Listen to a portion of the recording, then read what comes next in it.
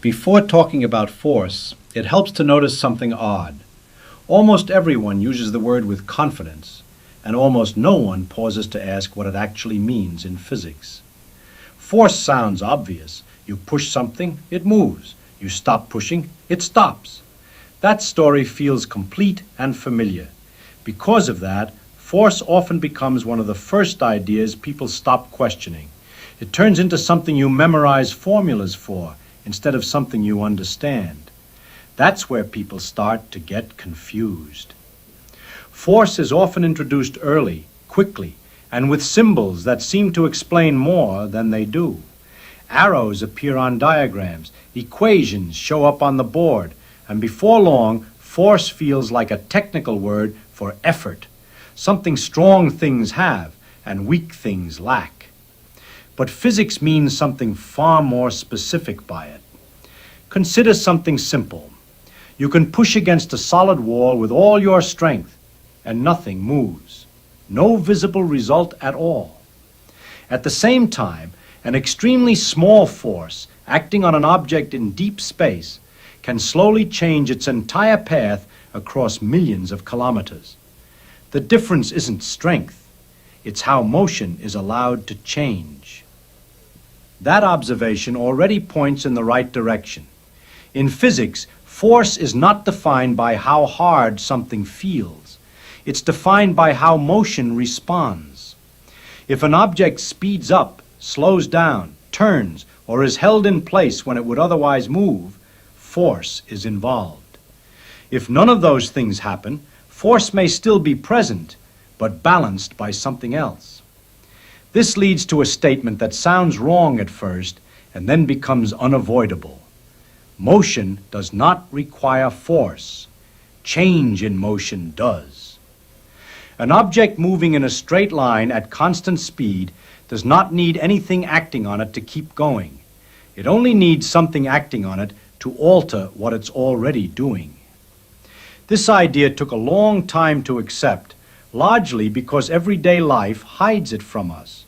Air resistance, friction, and contact are everywhere, so motion almost always fades unless something keeps interfering. Physics removes those effects and asks how motion behaves when nothing interferes. Seen this way, gravity takes on a different role. Gravity doesn't make objects move.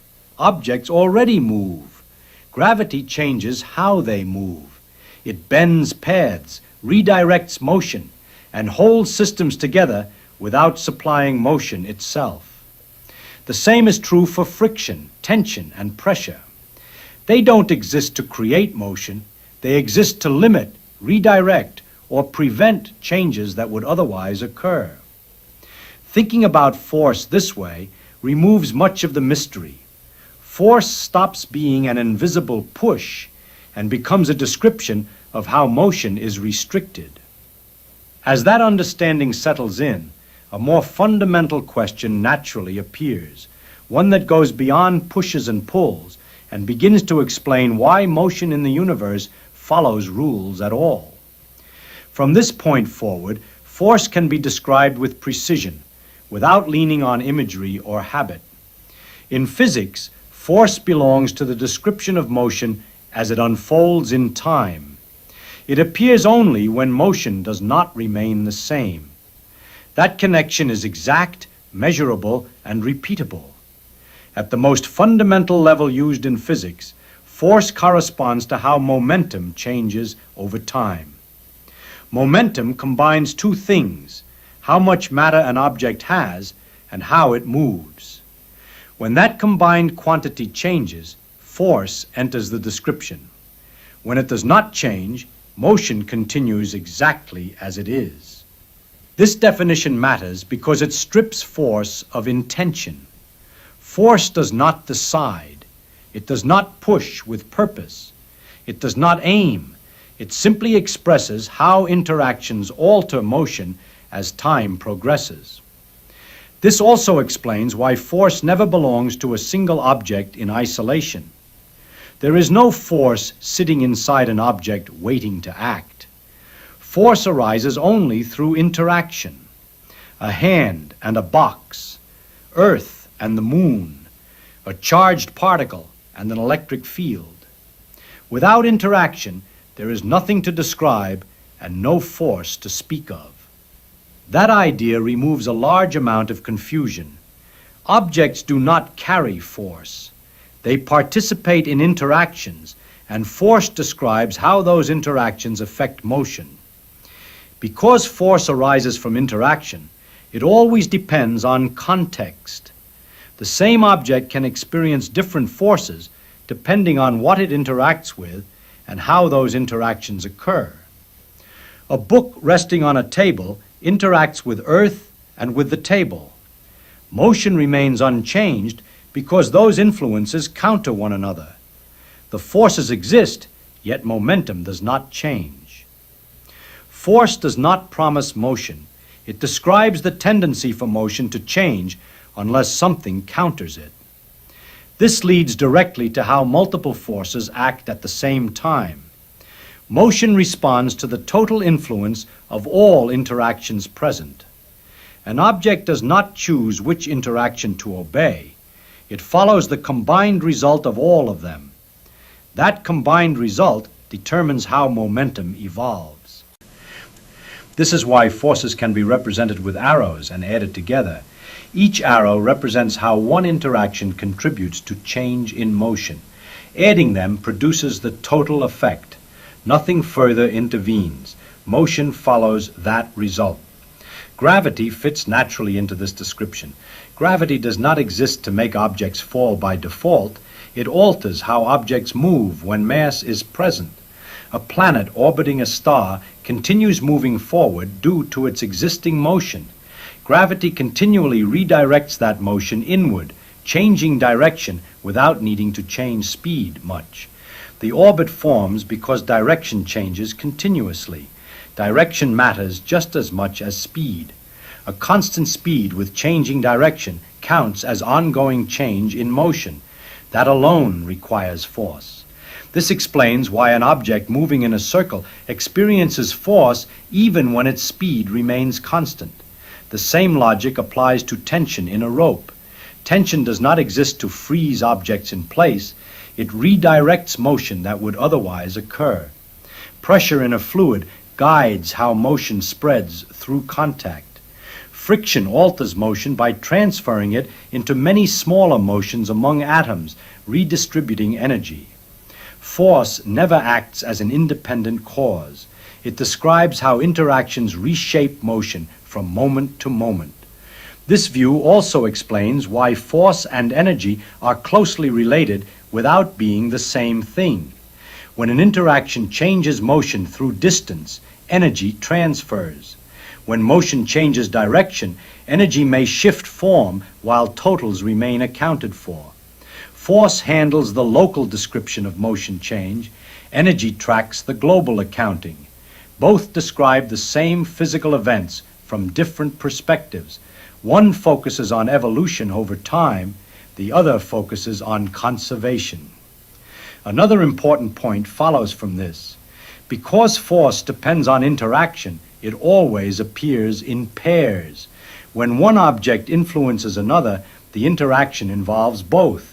Each responds according to its properties, and motion adjusts accordingly. This pairing is not philosophical. It is built into how interactions are defined. That pairing does not mean forces cancel. It means interactions involve mutual influence. Motion changes according to how those influences act together within the system. This is also why force has direction. Direction indicates how motion changes, not where something wants to go. The direction of a force shows how momentum changes, not the direction of motion itself. An object may move one way while the force points another way entirely. This distinction matters. It explains why forces can redirect motion without speeding objects up or slowing them down. It also explains why force diagrams work even when motion looks complicated. At this stage, force stands as a precise statement. Force describes how interactions control the evolution of motion over time. Nothing more is required. This description holds across mechanics, fluid motion, electromagnetism, and beyond. The same concept applies whether the interaction is contact, gravitational influence, electrical interaction, or something deeper. That universality is why force remains useful. It provides a language that applies broadly without assigning meaning or purpose to physical behavior. Force also sets limits. It tells you what motion cannot do under given interactions. It tells you which changes are allowed and which are excluded. That is where real understanding forms, knowing what motion is restricted from doing under specific conditions. With this framework, talking about force no longer relies on metaphor. It relies on relationships, change, and time. It can be explained clearly, applied consistently, and extended without contradiction. From here, forces lead naturally into fields because many interactions do not require contact. Fields describe how interactions extend through space. Force describes how motion responds locally to those interactions.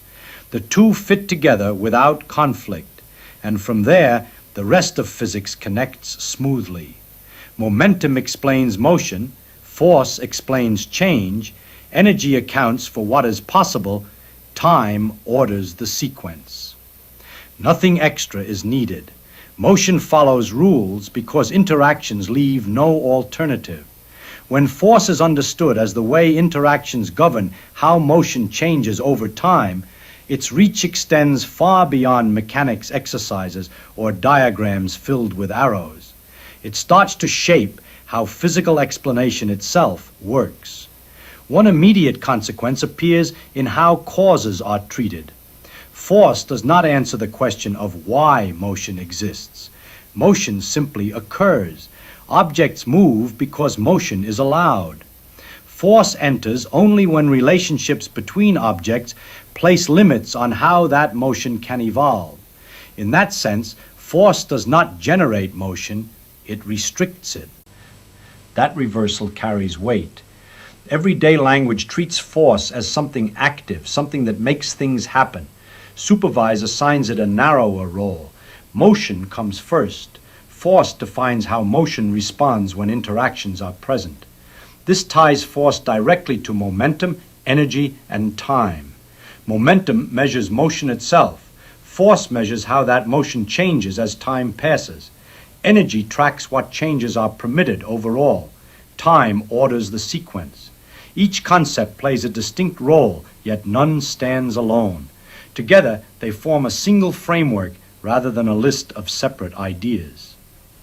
Another consequence follows from interaction.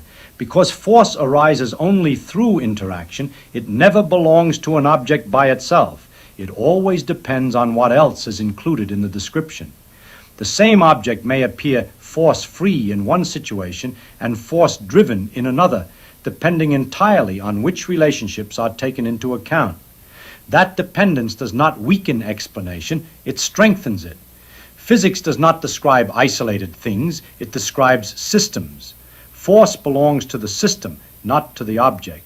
Motion changes because relationships exist, not because objects carry invisible influences within them. From this perspective, rest and motion stop feeling like opposites. Both correspond to unchanged momentum. A book resting on a table and a spacecraft moving through empty space share a common feature. Motion remains constant. Forces may be present, yet balance keeps momentum from changing. What matters is not presence or absence, but balance. This reframes how stability is understood. Stability does not require absence of force. It requires forces that counter one another. The stillness of a bridge, the orbit of a planet, the shape of a rotating system, all arise from interaction, not from lack of influence. Another surprising result emerges when force is examined across different areas of physics. Contact forces, gravity, electrical influence, and magnetism feel unrelated in daily experience. One involves touch, another weight, another invisible attraction. In physics, all serve the same role. Each describes how interaction alters motion. The laws differ because interactions differ, not because force itself changes meaning. Whether motion bends due to mass, charge, contact, or structure, force always answers the same question: how does motion respond at this moment? This shared role explains why force laws can appear varied yet consistent. The mathematical form changes, but the function remains identical. Force remains the link between interaction and motion change. At the same time, another important consequence appears. Force does not always provide the most efficient description. In many systems, tracking forces directly becomes complicated, while energy accounting remains simple.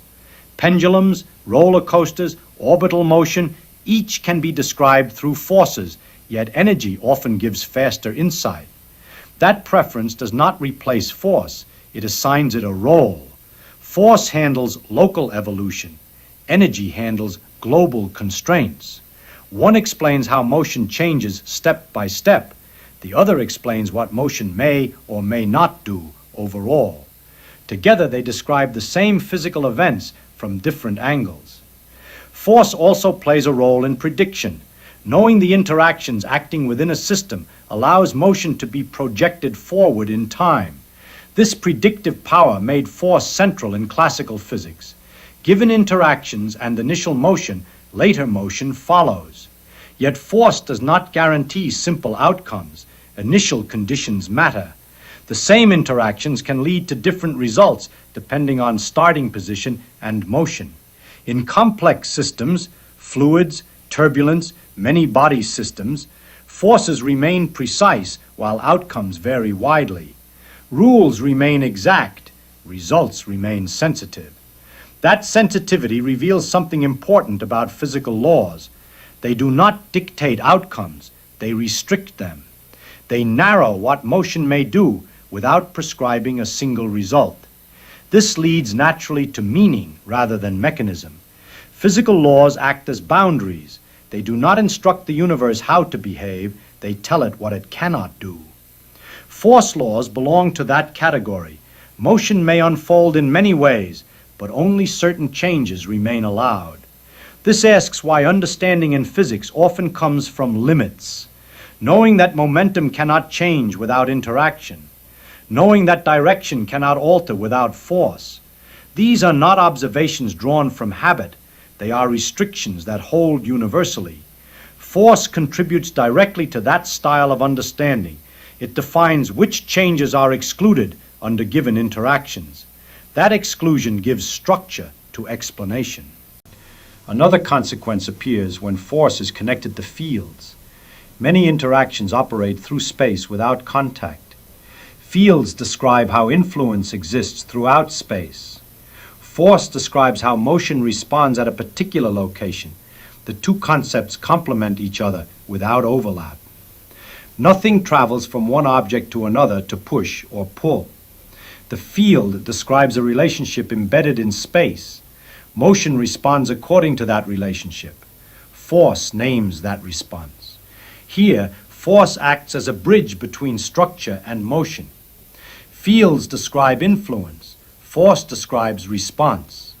At this stage, force no longer appears as a building block of reality. It appears as a translator. It translates interaction into motion change. It translates structure into dynamics. It translates relationships into evolution through time. That role explains why force remains powerful at human scales while giving way to other descriptions at deeper levels. In relativity, gravity appears through geometry rather than force. In quantum theory, interactions appear through probabilities and exchanges. Yet the role force filled, linking interaction to motion change, remains present under new language.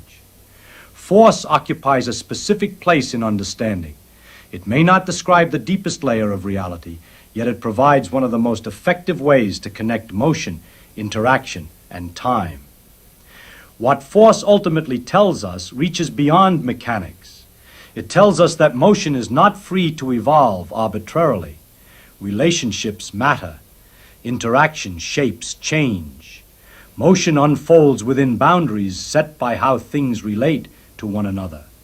Force expresses that boundary. It shows how motion responds when relationships exist. It gives form to change without adding intention or purpose. At this point, force can be placed where it belongs within the structure of physics. Force provides a reliable way to connect physical situations that appear unrelated on the surface. Falling objects, rotating systems, flowing fluids, structural support, collisions, orbital motion. Each of these situations reduces to the same underlying task, describing how interaction influences motion over time. Force serves that task with precision. That precision carries practical weight. Engineers rely on it to calculate load and motion. Scientists rely on it to test predictions. Technology relies on it to function consistently. Wherever classical physics applies, force behaves in a dependable way. There are facts about force that hold across every tested situation within its range. Momentum changes only through interaction. Force arises from relationships between objects or between objects and fields. Multiple interactions combine to determine how motion evolves. Junction matters as much as speed. These statements remain valid across experiments and applications. There are also clear limits. At extremely high speeds, describing gravity through force loses effectiveness and geometry takes over. At extremely small scales, interaction takes discrete forms that force alone cannot capture. These limits are known and measurable. When force reaches its boundary, physics continues using a different language rather than forcing one concept beyond its domain. This layered structure explains why physics works as well as it does. Each concept answers a specific class of questions. Force addresses how motion responds to interaction. Energy addresses what changes remain allowed overall. Momentum addresses persistence. Fields address influence across space. No single idea carries the entire explanation, and none needs to. This approach removes confusion rather than adding it. Motion continuing without intervention makes sense. Balance without visible change makes sense. Prediction based on interaction makes sense. Force describes restriction rather than initiative. That framing alters how the physical world appears. Motion no longer resembles self-driven activity. It follows limits imposed by relationship. Change follows rules rather than impulse. Stability results from balance rather than absence. There are questions force does not answer. Why motion exists at all? Why interactions take the forms they do? Why the universe allows these rules rather than others? Those questions remain open, and force does not claim authority over them. What force does provide is firm ground wherever interaction affects motion. It delivers a way to describe change without appeal to intention, effort, or interpretation. It turns interaction into calculation. It allows prediction without guesswork. The lasting takeaway is simple and strong. The physical world evolves because motion exists, and relationships restrict how that motion may proceed. Force expresses those restrictions in a form that can be measured, tested, and applied. You've been lied to.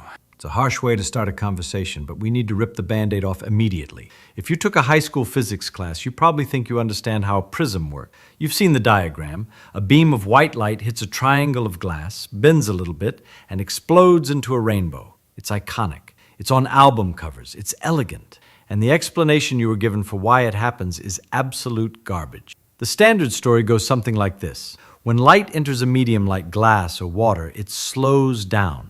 In a vacuum, light travels at the famous speed c, but inside the glass, the story claims, the crests of the light wave travel slower. They even give you a number for this, called the index of refraction, which is really just a fancy ratio comparing the speed in a vacuum to the speed in the material. But why does slowing down make it bend? That's where the tank and mud analogy comes in, and this is usually where the logic starts to rot. Your teacher probably told you to imagine a tank rolling from a paved road into a muddy field at an angle. The tread that hits the mud first gets stuck and moves slower, while the other tread on the pavement keeps moving fast. This difference in speed causes the tank to pivot, or steer, into the mud until the second tread catches up. Once the whole tank is in the mud, it goes straight again, just slower. It sounds plausible, right? It feels intuitive. It's mechanical. It's also completely unsatisfying if you have any intellectual self-respect. Here is the problem. Why on earth would light slow down? Light isn't a tank. It doesn't have treads. It doesn't have an engine that gets bogged down by mud. And even if you accept that it slows down, why does the amount of slowing depend on the color? Why does blue light slam on the brakes harder than red light? In the tank analogy, that would be like saying a blue tank gets stuck in the mud worse than a red tank for absolutely no reason. The standard explanation hands these facts down from on high like religious commandments. Light slows down, blue slows more. Memorize Snell's law, pass the test.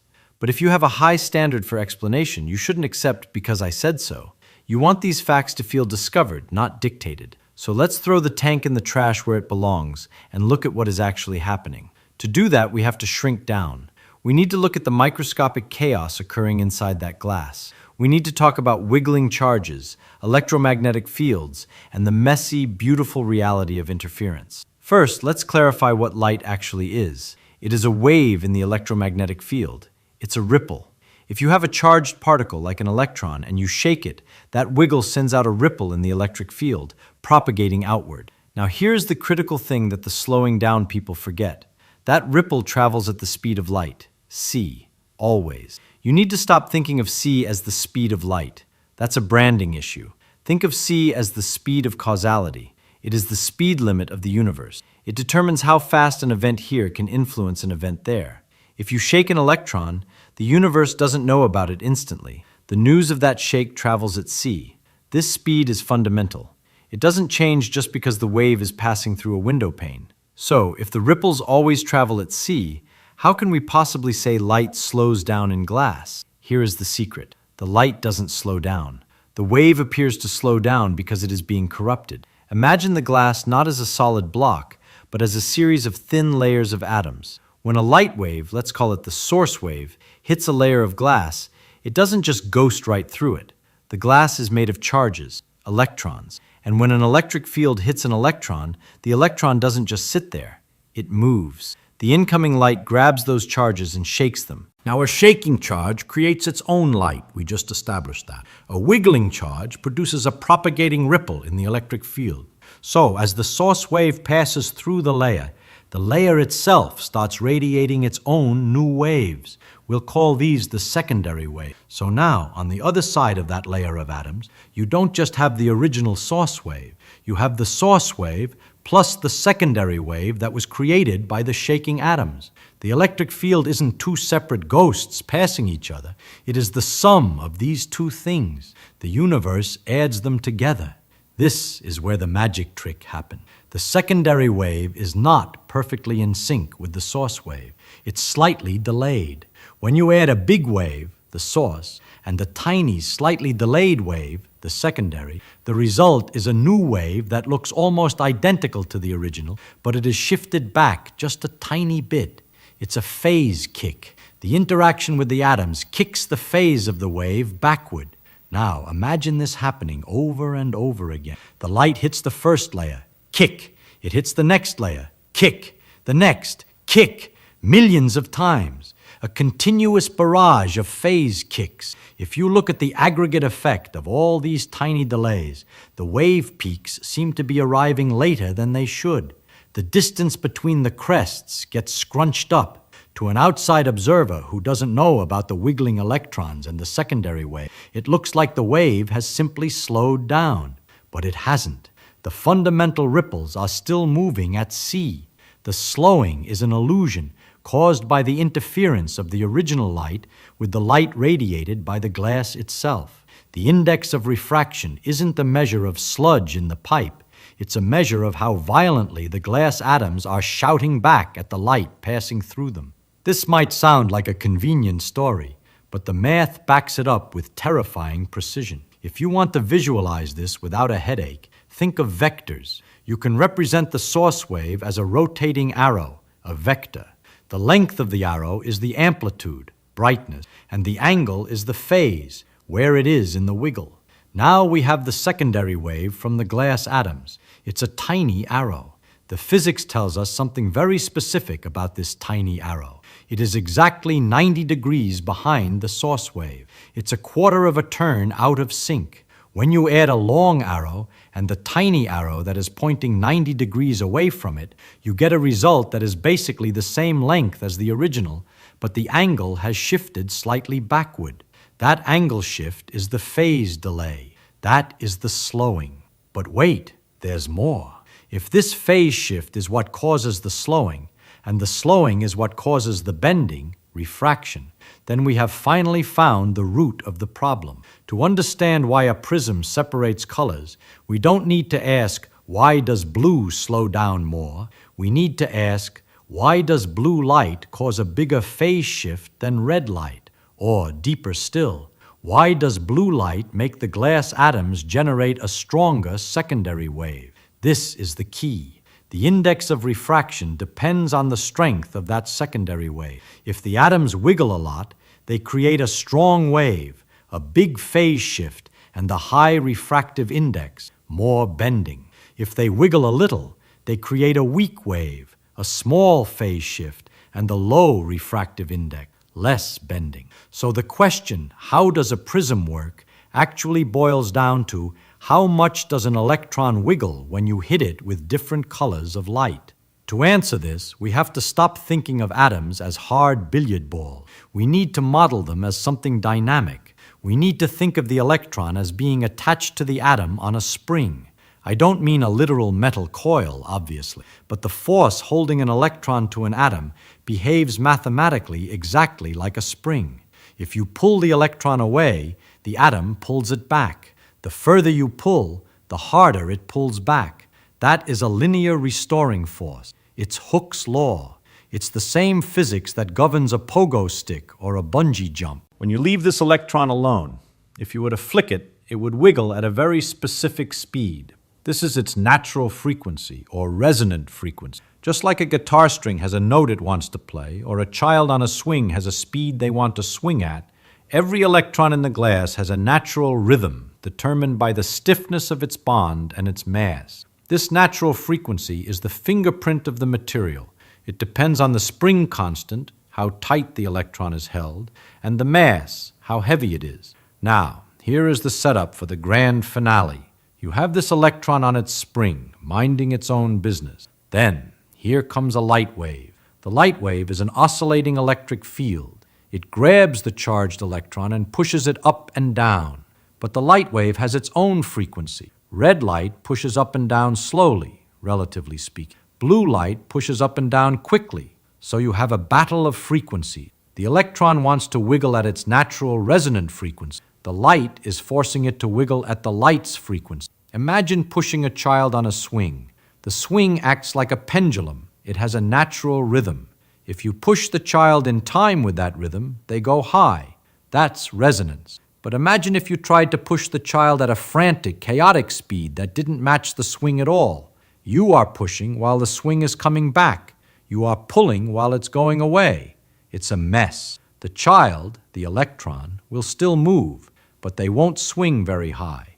The amplitude will be low. This interaction, the fight between the frequency of the light and the natural frequency of the electron, is what determines how much the electron wiggles. And remember, how much the electron wiggles determines the strength of that secondary wave, and the strength of the secondary wave determines the phase shift, and the phase shift determines the slowing, and the slowing determines the bending. It is a chain reaction of causality that starts with a spring and ends with a rainbow. But how exactly does the color change the outcome?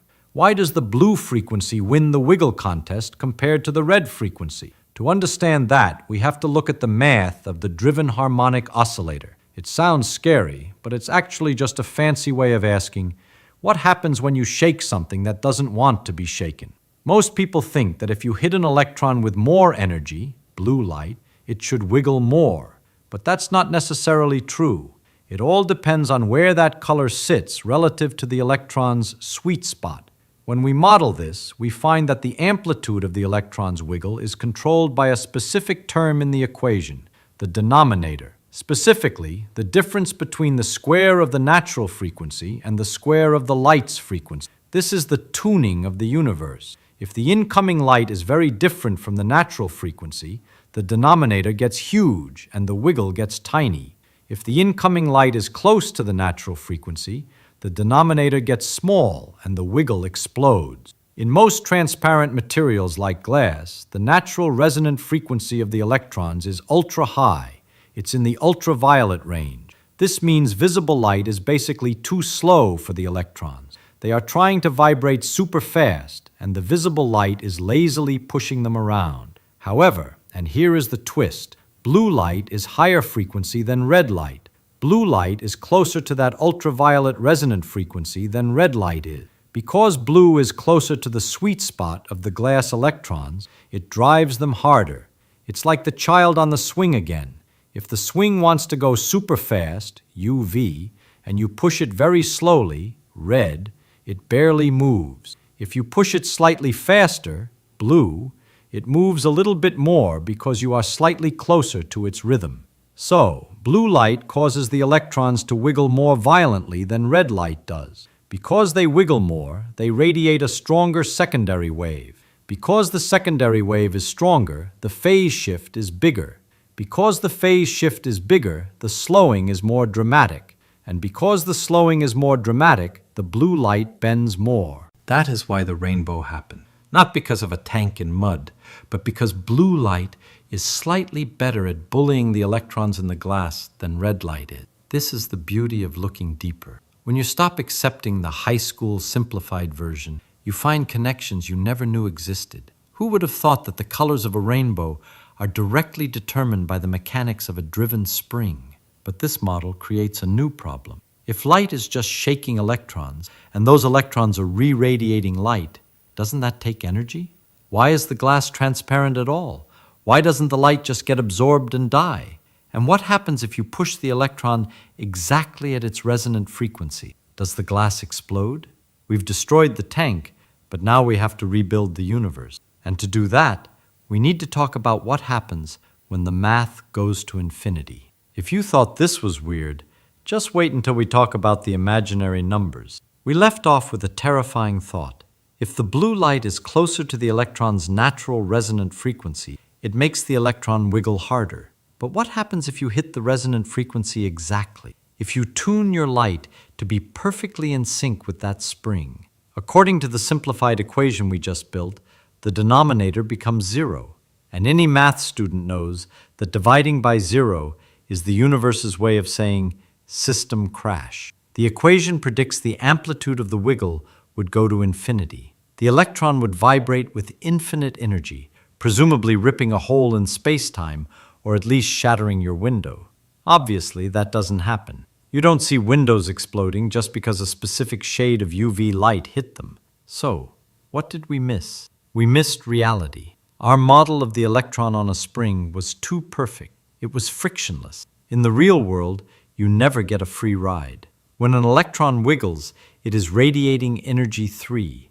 That secondary wave it creates, that costs energy. The electron is paying a tax to the universe every time it moves. In physics, we call this damping or a drag force. It's exactly like trying to run through water. The faster you try to go, the harder the water pushes back. When we add this drag term to our equation, it saves us from the infinity disaster. It puts a cap on how much the electron can wiggle, even at perfect resonance. But this drag does something else. It explains opacity. It explains why light doesn't go through a brick wall. If the drag is high, the energy from the light wave is chewed up by the electrons and turned into heat, rather than being passed along as a transparent wave. So, the very thing that stops the universe from crashing is also the reason you can't see through your own eyelids. The faster-than-light scandal. Now that we've fixed the model, we have to address the elephant in the room, or rather, the cheetah in the room. A lot of you have asked a very dangerous question. Can the index of refraction be less than 1? But wait, I hear you scream, clutching your copy of Special Relativity. Einstein said nothing can travel faster than light. You are breaking the law. Relax. Einstein is fine. The police are not coming. This is where you have to understand the difference between a phase and a signal. Remember how we said the slowing down was actually just a phase shift? A shifting of the wave crests backward? Well, under certain weird conditions, usually near that resonant frequency we talked about, the phase shift can actually go the other way. The interaction can kick the crests forward. This means the peaks of the wave appear to be traveling faster than c. This is called the phase velocity. But here is the trick. A continuous sine wave conveys zero information. It's just a monotonous hum. Beep, beep, beep, forever. Knowing that a peak arrived early tells you nothing because all the peaks look the same. To send a signal, to tell someone hello or the British are coming, you need to change the wave. You need a start and a stop. You need a pulse. If you analyze the math of a pulse, a wave packet, you find that even if the individual little crests inside the packet are running faster than light, the packet itself, the envelope that carries the information, cannot exceed c. Think of it like a barber pole. The red stripes look like they are moving up, right? You could spin that pole fast enough that the stripes appear to move upwards at 200 miles per hour, but the pole itself isn't going anywhere. The stripe is just a phase effect. Nothing physical is moving from the bottom to the top at that speed. So yes, the index of refraction can be less than 1. The crests can outrun the speed of light. But causality, the ability to send a text message to the past, that is still strictly forbidden. The speed of causality, c, remains the absolute tyrant of the universe. Once you understand that light is just an electromagnetic field bullying electrons, other weird phenomena start to make sense. Take birefringence. This is a $50 word for a $5 trick. You look through a crystal, like calcite, and you see two images. How does that happen? Well, imagine the crystal structure isn't perfectly symmetrical. Imagine the atoms are arranged in a way that it's easier to wiggle them left to right than it is to wiggle them up and down.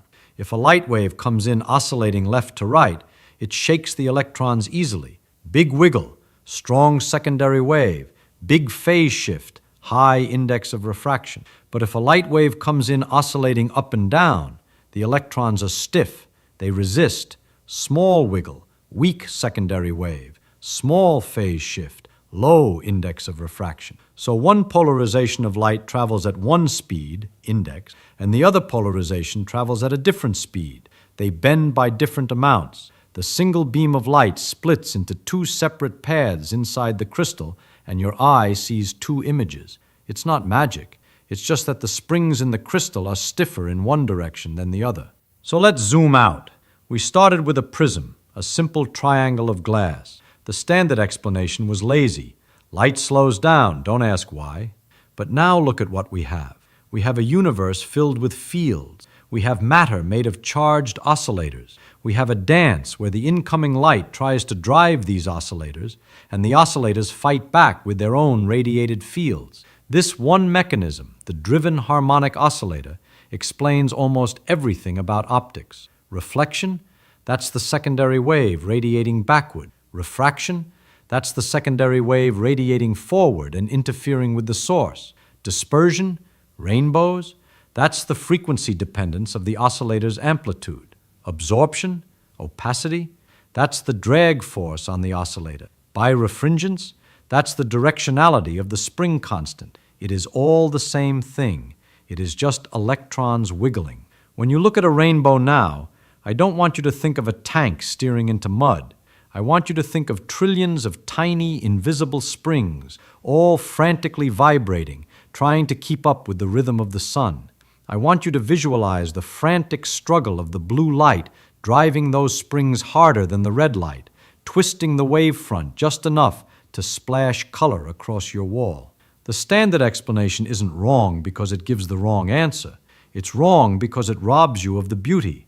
It hides the machinery. The universe is not made of smooth lines and simple ratios. It is made of messy, vibrating, chaotic interactions that miraculously sum up to something orderly. If you have a sufficiently high standard for explanation, you shouldn't be satisfied with "it just happens." You should demand to see the gears And when you finally see them, when you see the springs and the fields and the interference, it doesn't make the rainbow any less poetic. It makes it real. And reality, my friends, is far more interesting than a tank in the mud.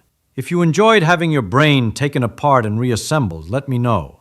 And next time you see a rainbow, remember, it's just a lot of electrons screaming in blue. The real genius isn't the one who works the hardest. It's the one who has fun while doing what they love. Society has taught you to associate success with sacrifice, exhaustion, and suffering. But what if I told you the secret is to flip that logic upside down?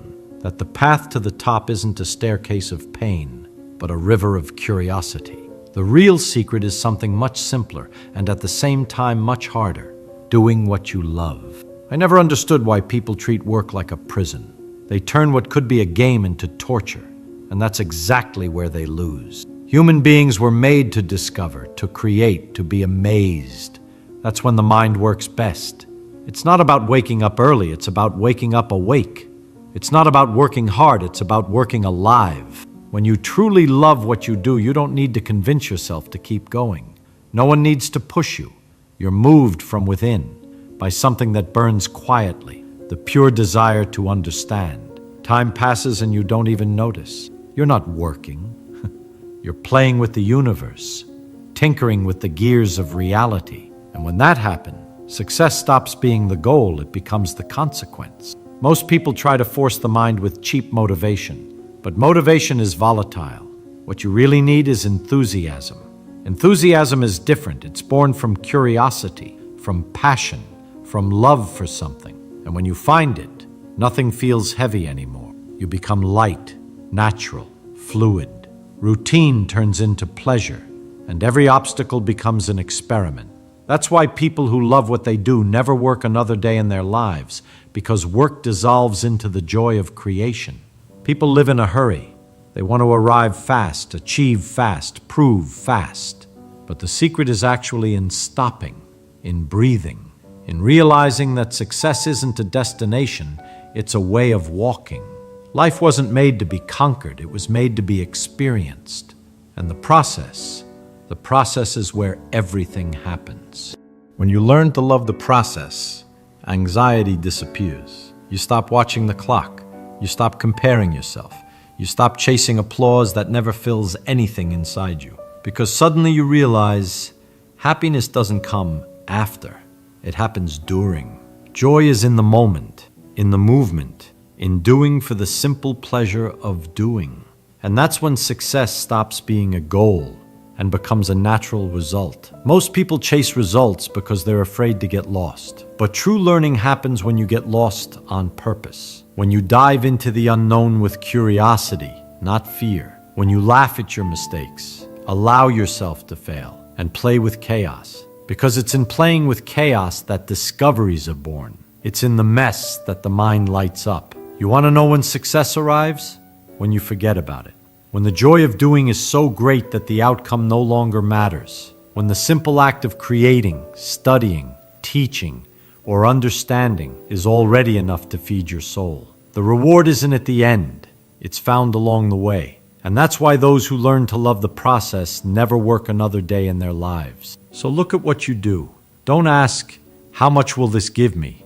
Ask, how does this make me feel? Because if what you do ignites something inside you, if it wakes you up, makes you lose track of time, then success has already begun. Everything else, fame, money, recognition, will come naturally as a reflection of your own joy. People talk a lot about discipline, as if it were a prison, a battle against yourself. But real discipline has nothing to do with that. The kind of discipline that transforms you comes from love. No one needs willpower to do what they love. No one needs to force themselves toward what inspires them. Motivation fades, but love sustains. When you love the process, effort disappears.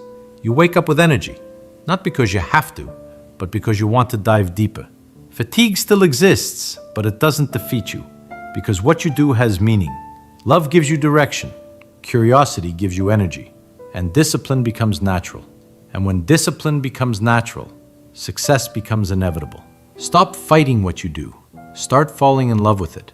Passion is the most intelligent form of discipline there is. It's the flame that never goes out. Now pay attention, because there's a kind of noise that almost no one notices, but it controls the minds of nearly everyone. It's the noise of comparison.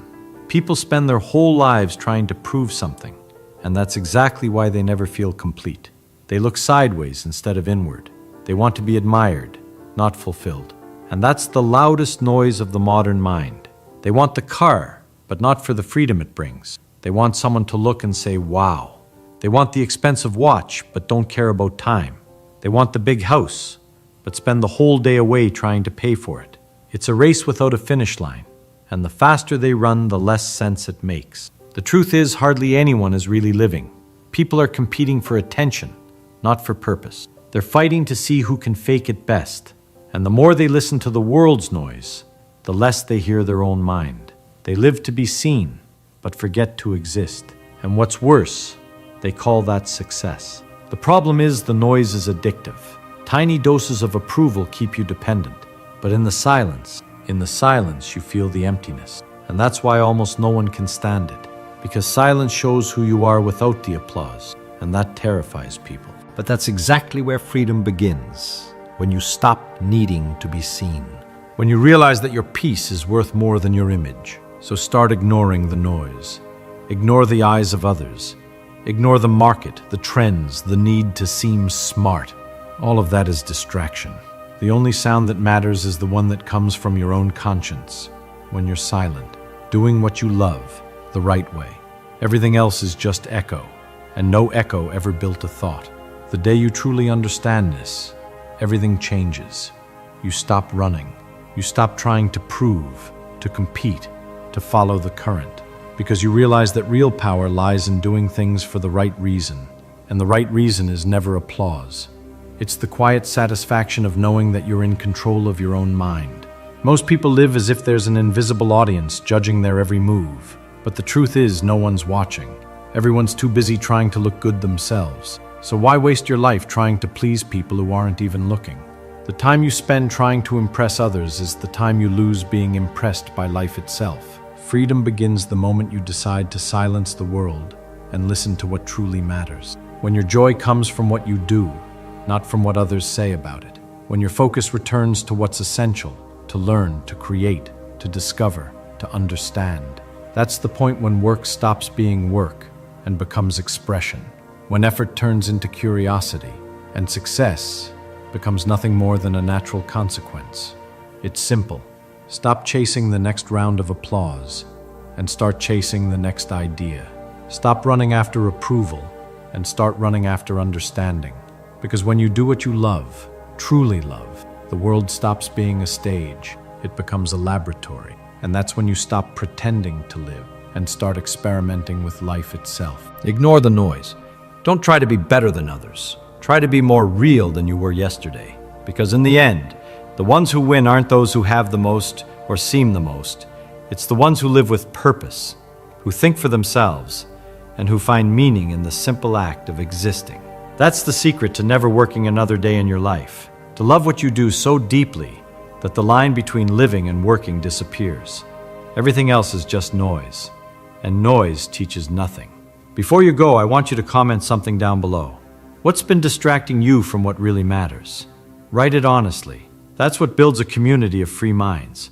People who think, who question, who challenge themselves. And if you made it all the way here, congratulations. Very few do. Most people stop halfway, the moment the video stops entertaining and starts confronting. But you stayed, and that says a lot about who you are. So don't forget to leave a like, subscribe, and turn on notifications so you don't miss the next reflection. Stay curious, keep learning, and above all, keep listening to the one thing the world keeps trying to silence, your own. Spring 1947. A 30-year-old physicist sits alone in a Cornell cafeteria, watching a student toss a plate in the air. The plate wobbles as it spins. Something about the way it moves catches his attention. He pulls out a napkin and starts calculating the relationship between the wobble and the rotation. 3 years later, that napkin calculation becomes the foundation for a Nobel Prize. But the path from a spinning plate to Stockholm reveals something most people get catastrophically wrong about genius. This story comes directly from Feynman's documented accounts in Surely You're Joking, Mr. Feynman, and his 1965 Nobel lecture, corroborated by Hans Bethe and other Cornell colleagues who witnessed this period. What happened in that cafeteria wasn't a sudden inspiration. It was the resolution of a crisis that nearly destroyed Feynman's career before it began. October 1945. Feynman leaves Los Alamos after helping build the atomic bomb. He accepts a prestigious position at Cornell University, recruited personally by Hans Bethe. On paper, everything looks perfect. In reality, Feynman is dying inside. His wife Arlene died of tuberculosis just months before Hiroshima. He's 27 years old and already feeling like a fraud. The war work consumed him with urgent problems that mattered. Now he's supposed to sit in an office and think about theoretical physics for no reason, except that universities expect it. He later described this period with brutal honesty. I couldn't do anything. I was completely depressed. The pressure builds daily. Cornell hired him as a rising star. They're paying him. They're waiting for brilliance. He sits at his desk trying to care about physics problems and feels nothing. The intrinsic joy that once made him solve puzzles for hours has vanished, replaced by obligation and expectation. He attends seminars and feels like an imposter. He reviews papers and finds them meaningless. The harder he tries to force productivity, the more paralyzed he becomes. This continues for months. Colleagues start noticing. Bethe checks in, concerned but patient. Feynman considers quitting physics entirely. He's burned out in the exact sense modern knowledge workers understand, trapped in the gap between external expectations and internal motivation. But something else is happening beneath the surface that he doesn't recognize yet. Then one afternoon in the cafeteria, a student throws a plate in the air, just horsing around. The plate wobbles and rotates as it flies. Feynman watches it and notices something strange. The medallion on the plate, the Cornell emblem, seems to rotate faster than the plate wobbles. Is that real or an optical illusion? He has no reason to care. This isn't important physics. It won't advance his career. It won't justify Cornell's investment in him. But for the first time in months, he feels curious. He goes back to his office and starts calculating. Not because he should, not because anyone asked, because he wants to know the answer. He works out the equations for a wobbling plate. The relationship between the wobble rate and the rotation rate emerges. The wobble is twice as fast as the rotation. The mathematics is straightforward, elegant. He feels something he hasn't felt since before the war. Pure pleasure in figuring something out for no purpose except that it's interesting. Excited, he finds Hans Bethe in the hallway. "I've figured out the wobbling plate," Feynman says, and explains the 2-to-1 ratio. Bethe listens politely, then asks the obvious question. "What's the importance of this? Why are you doing it?" It's the question Feynman has been asking himself for months, the question that's been paralyzing him. But this time, his answer is different.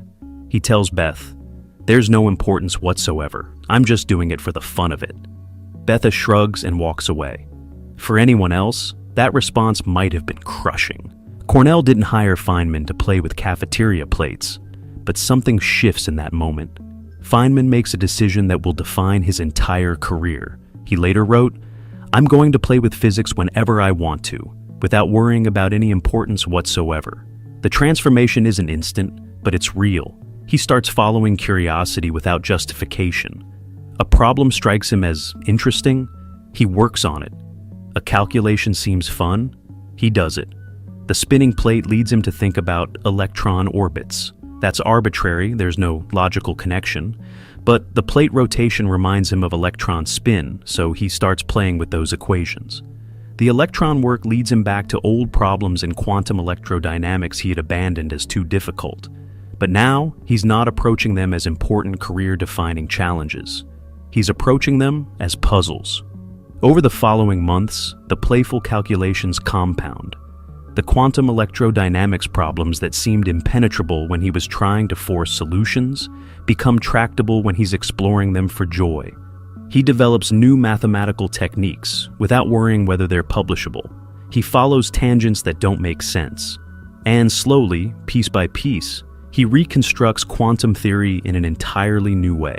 This wasn't just about burnout recovery. This was about a fundamental misunderstanding that destroys most talented people before they achieve anything remarkable.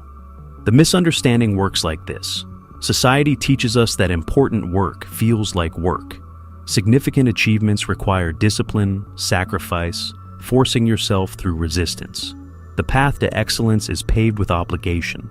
You identify valuable problems, then motivate yourself to solve them through willpower and responsibility. This logic sounds reasonable. It's completely backwards. What Feynman discovered in that cafeteria was that the causality runs the opposite direction. The spinning plate wasn't important, which is exactly why it was important. By removing the pressure of significance, he reconnected with the intrinsic motivation that makes sustained excellence possible. He didn't decide to work on quantum electrodynamics and then force himself to care. He played with physics until the play naturally led him to quantum electrodynamics, at which point it wasn't work anymore. The distinction matters desperately. When you force yourself to work on important problems, you're operating on willpower, which depletes. You can sustain it for hours, maybe days, occasionally weeks, but not the months and years required for genuinely difficult breakthroughs. Feynman spent 2 years in that post-war depression, trying to will himself into productivity. It didn't work because it couldn't work. Willpower is a terrible engine for creative intellectual work. But when you follow curiosity, when you work on problems because they genuinely interest you in the moment, you tap into a renewable resource. Feynman spent the next 40 years doing physics not because he should, but because he couldn't help himself. The difference in output is exponential. His Nobel Prize-winning work on quantum electrodynamics emerged directly from that spinning plate play. His work on liquid helium, quantum computing, nanotechnology, all of it flowed from the same principle. Follow what fascinates you right now. Trust that significance will emerge. Here's where it gets deeper. Feynman didn't just discover that play leads to productivity. He discovered why conventional approaches to important work create the opposite of what they intend. When you label something as important, your brain activates threat response systems. You start worrying about failure, judgment, wasted resources, reputation. These systems evolve to keep you alive, not to make you creative. They narrow your focus, make you risk-averse, trigger perfectionism and procrastination. You freeze, exactly as Feynman froze at Cornell. The paradox is that by removing importance, by treating quantum electrodynamics as no more significant than a wobbling plate, Feynman lowered his psychological stakes enough to actually think clearly. The play wasn't a vacation from real work. The play was how real work happens. He later said, "Physics is like sex. Sure, it may give some practical results, but that's not why we do it." This principle extends far beyond physics. The same pattern destroys knowledge workers across every field. You identify an important career goal, a significant project, a problem that matters. Then you try to force yourself to work on it. You create accountability systems, deadlines, motivation techniques. The more important the problem, the more resistance you feel. The more resistance you feel, the more you conclude you need better discipline. You're solving the wrong problem. The issue isn't insufficient willpower. The issue is that importance triggers psychological mechanisms that make genuine creative work impossible. The solution isn't to abandon ambition or reject responsibility. The solution is to engineer situations where the work you find intrinsically fascinating happens to align with valuable outcomes. Feynman didn't stop caring about physics. He stopped caring about whether any particular piece of physics was important. That subtle shift changed everything. Consider your own experience. Remember a project where you got completely absorbed, where hours vanished and you couldn't stop thinking about it even when you tried. That wasn't discipline.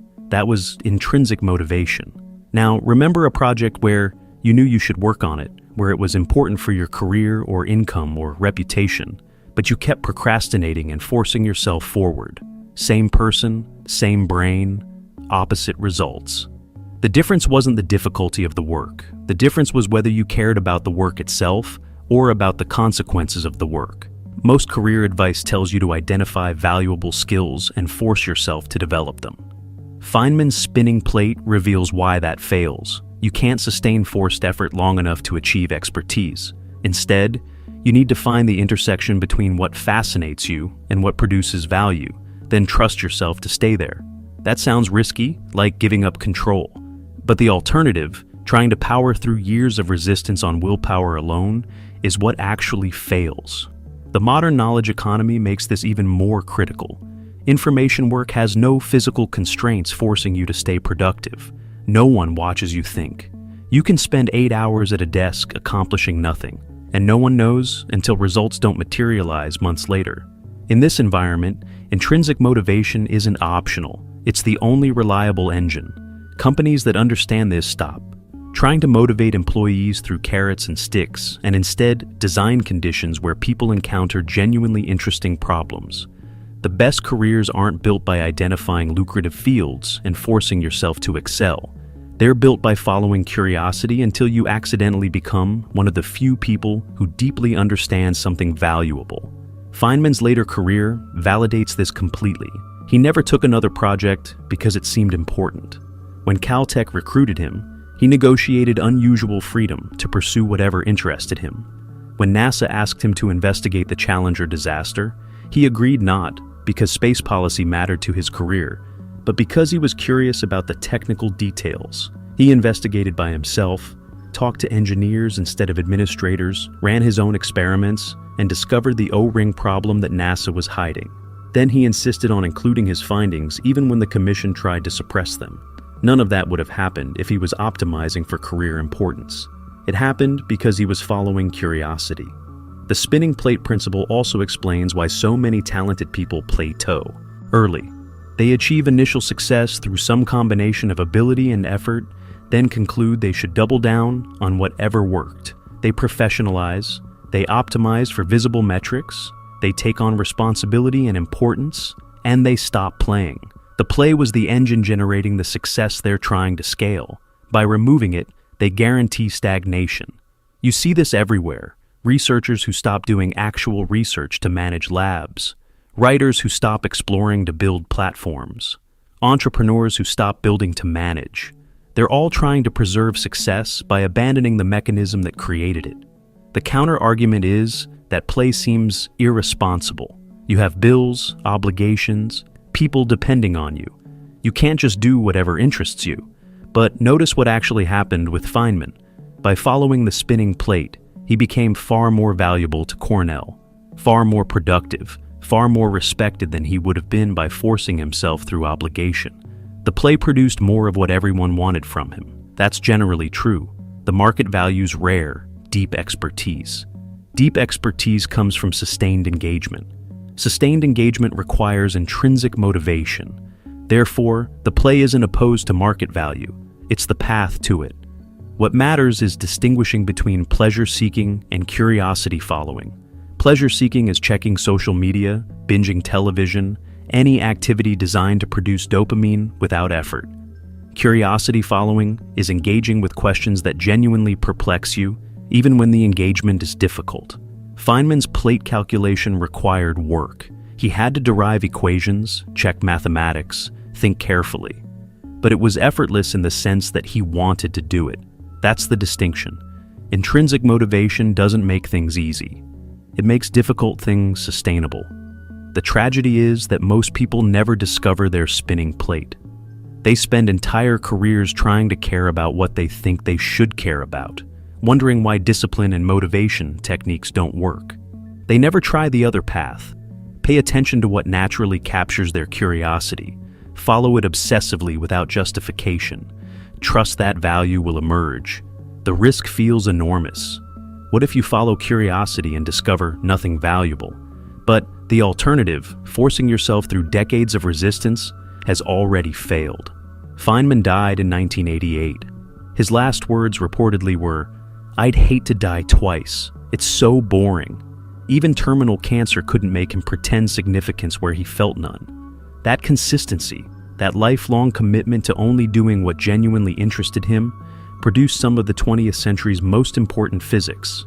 The importance was a side effect. The curiosity was the point. The spinning plate that changed physics forever wasn't special. Any plate would have worked. What mattered was that Feynman gave himself permission to care about it without justification. That permission created space for genius to emerge. You likely have a spinning plate somewhere in your life right now, some problem or question that fascinates you for no good reason. The question isn't whether it's important. The question is whether you're brave enough to follow it anyway. What would happen if you stopped trying to care about what you should care about and started paying attention to what you actually care about? Feynman found out. The answer changed everything.